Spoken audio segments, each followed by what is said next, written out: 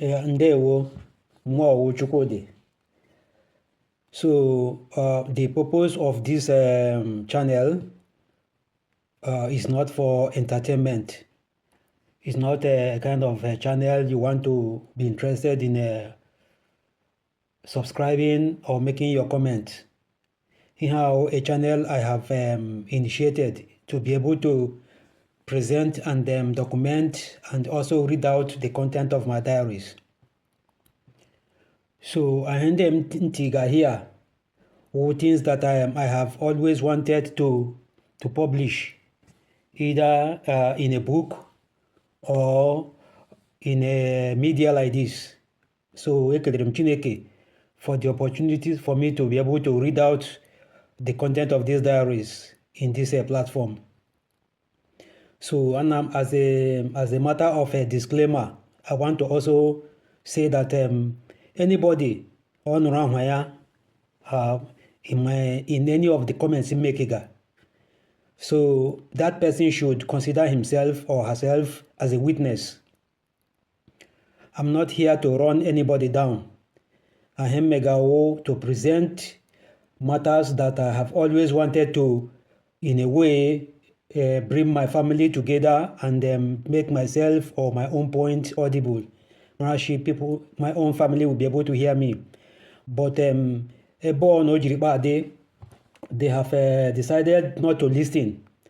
I have invited them in different occasions.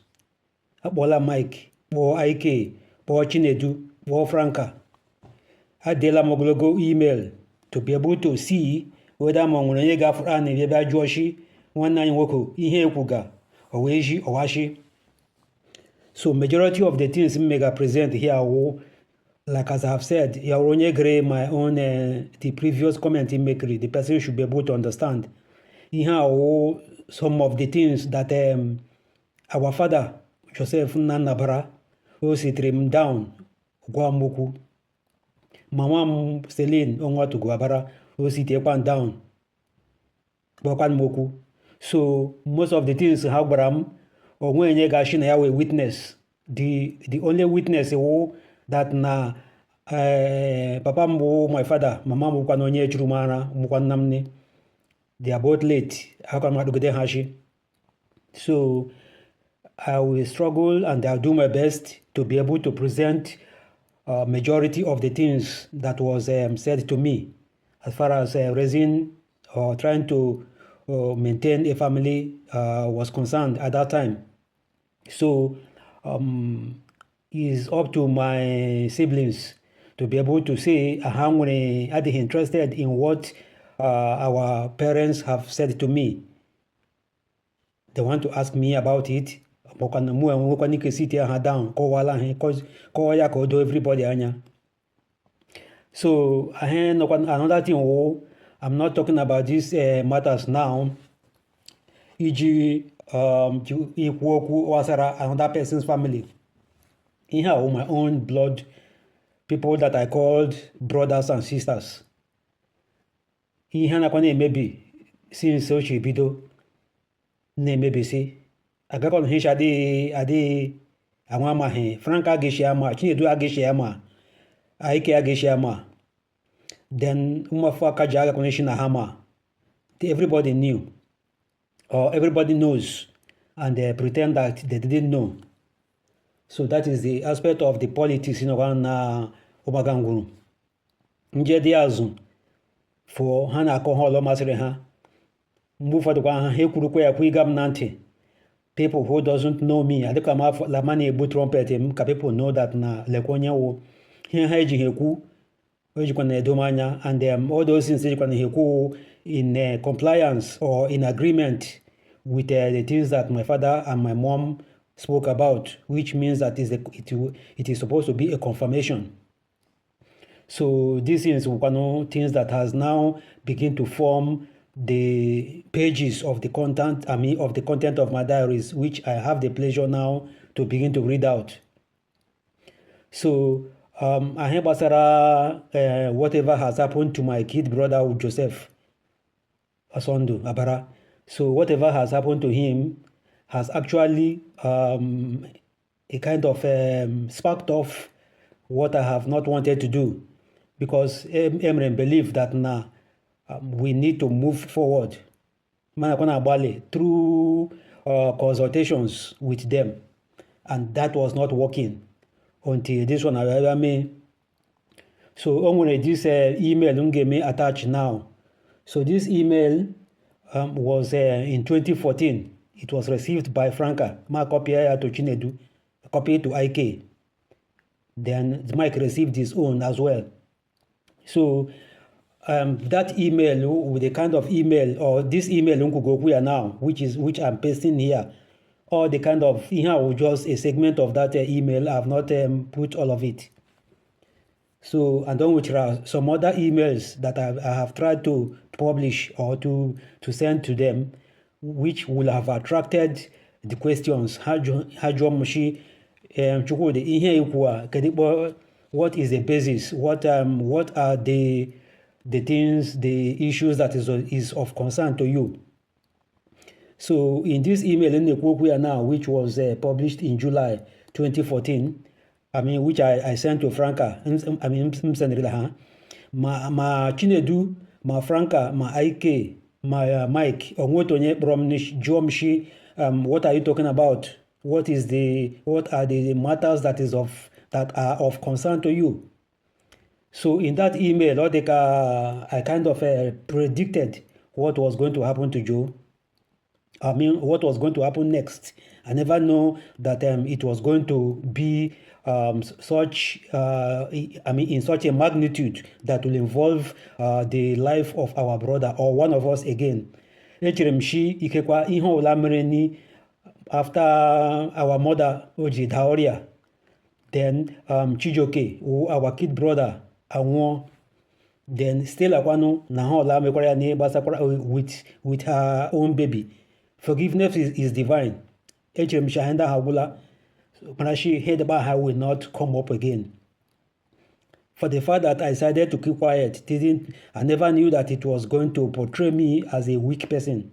So Hagamekana now to take advantage of my own silence, for the fact that I decided not to speak.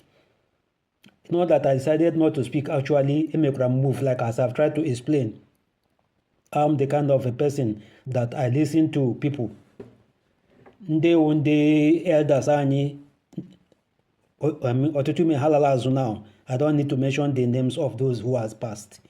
So abịara bịa meme tie ha present here chine lekwa na okwu m chọrọ ikwu ni ha shim na ha mara na but ha ga-eme na wụ m hapụrụ Chineke everything ka Chineke ji aka ya were ji ikpe ikpe. But I believe that na Chineke is also in control. And papa m na mama m jiri the part of Christ. Mama m gwakwana m shi ndị a ga-emecha busi gị agha. Mama m kara ụmụnne m, ndị mkpọrọ ụmụnne m agaghị emecha busi m agha. But my mother didn't warn me the pattern this war that will take place. Ọ gwaghị m shi nkwado maka Mishinaja, spiritual war, guerrilla warfare. Spiritual guerrilla warfare. I was not warned. So that one came as a shock to me. Himama Mishiaga Tataga Habasimogo, HM Shoga physical battle. I will square up with Mike, IK, and Chinedu, if that comes to be. But I have Shinaja. Papa Ma won him, Mama won him. So that is why I feel so much engulfed by the spiritual attacks, because that one I'm engaged defending him, and I felt so loose. So when I was number 2015, I met with Vivian. Vivian and I assumed that nde bogomu negi that only hege many that in me that anga mother that na this upon bogomu name they are dangerous. I never know that it was going to involve the life of one of my own brothers again. So, this email, now, the email now that will now be side by side with the explanation, Franca, Omega Basara, whatever she went to Austria to do. Although she her own family, according to her, all Oladi Hagashekwanaya Ofuma. She's happy with whosoever the family she belongs. Then they were glad that her own maternal family where she came from, Franca is taking interest in making sure that even Ochichokroka got for no loss ajo, which is what Franca has been doing since Ishrimara Franca. Franca has always been this kind of a person that Yadonye Franca, as far as all these kind of fetish things, Igbenshi na aja na supporting money ritual. Yadi Mba Franca Jiri, they want to involve. I never know that it was going to be this deep. To the extent that Oga Shukwa from Canada they operate in Nigeria from there. So it goes to point how dangerous and how deep this thing has gone. So actually that Nigeria is a lawless country. I am continuing to struggle to make my voice heard.